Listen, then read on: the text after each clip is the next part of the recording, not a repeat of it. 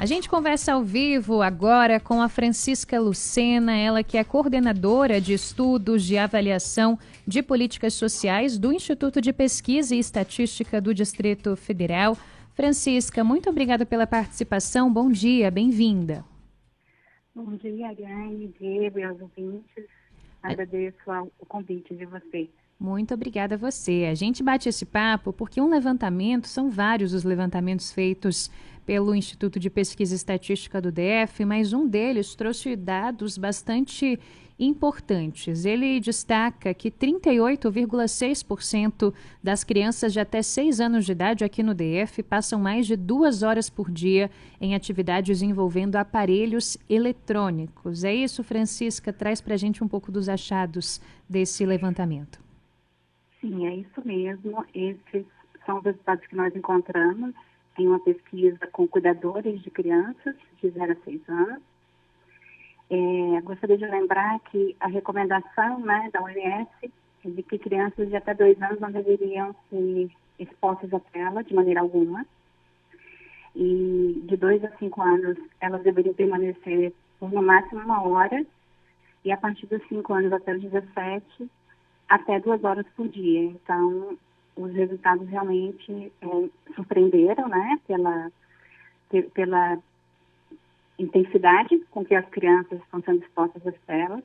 E o que nós encontramos também é que não existem diferenças, significativas quando a gente vai olhar grupos de renda. Então, isso está presente, esse evento, em domicílios que têm crianças tanto das regiões de renda mais elevada quanto das regiões de renda mais baixa aqui no Distrito Federal. Francisca, bem-vinda à Nova Brasil FM. Eu imagino que a pandemia deve ter tido um impacto. Claro que hoje em dia, sem ou com pandemia, a gente está rodeado de telas a todo instante, as crianças estão imersas nesse universo de computador, de celular, de tablet para cá e para lá. Mas, de fato, na pandemia a gente ficou muito tempo dentro de casa. Até conheço muitos amigos que estavam com esse plano, essa orientação dos pediatras de, olha, até 2 anos de idade não vai ser apresentado à tela. Mas isso acabou sendo antecipado por conta da circunstância que a gente estava e aí a situação ficou um pouco mais difícil. Francisca, quais são os malefícios para o uso da tela, sobretudo em crianças tão jovens aí de até 5 anos de idade? Realmente a pandemia trouxe características muito diferentes na rotina das famílias e do cuidado com as crianças, mas é importante destacar isso que você questiona em relação às consequências. As principais consequências apontadas nos estudos que vêm sendo publicados isso provoca o excesso de tela, atrasa o desenvolvimento cognitivo, no desenvolvimento linguístico, no desenvolvimento motor das crianças, porque ela fica ali interagindo apenas com o aparelho. E isso vai gerar outras consequências na socialização, tanto na socialização dela com a própria família, quanto com outras crianças. E aí, lá na frente, quando a gente for expor essas crianças ao conteúdo escolar, que ela vai precisar para formar sua carreira e atuar no mercado, ela vai ter dificuldade em absorver por causa do comprometimento cognitivo que ela teve em função do excesso de exposição de tela. Muito bem. Francisca, nesse levantamento vocês também avaliaram que quando a gente avalia aquelas crianças com 6 anos ou mais, esse índice de quem está exposto a telas, como a do celular, aumenta ainda mais, aqui no DF? Sim, aqui no DF, quando a gente olha para crianças a partir de 2 anos, 95%, mais de 95% são expostas a telas. E quando a gente olha para a frequência, mais de 80% são expostas todos os dias e quase 40% por mais de 2 horas. Então, realmente, são números bastante preocupantes, Principalmente a gente olha também o aspecto da vulnerabilidade, Qual é o conteúdo que essa criança está acessando? Sim. As crianças, vamos dizer assim, uma faixa que já consegue ela mesma ir navegando, sem o monitoramento dos pais, da família, do cuidador. Segundo uma recomendação de 2019 da OMS, a Organização Mundial da Saúde, crianças de até 5 anos de idade, né, Francisca, não devem passar mais de 1 hora, 60 minutos por dia, diante de uma tela.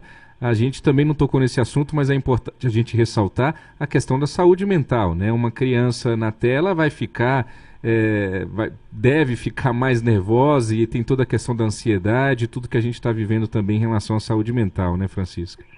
Sim, esse era um ponto que eu ia trazer, que essa responsabilidade que a tela tem, que na vida, né, real, na relação com as pessoas não é tão rápida, vamos dizer assim, mas não tem aquele resultado ao estímulo tão rapidamente, isso pode gerar ansiedade e outras condições ali em torno dos aspectos da saúde mental.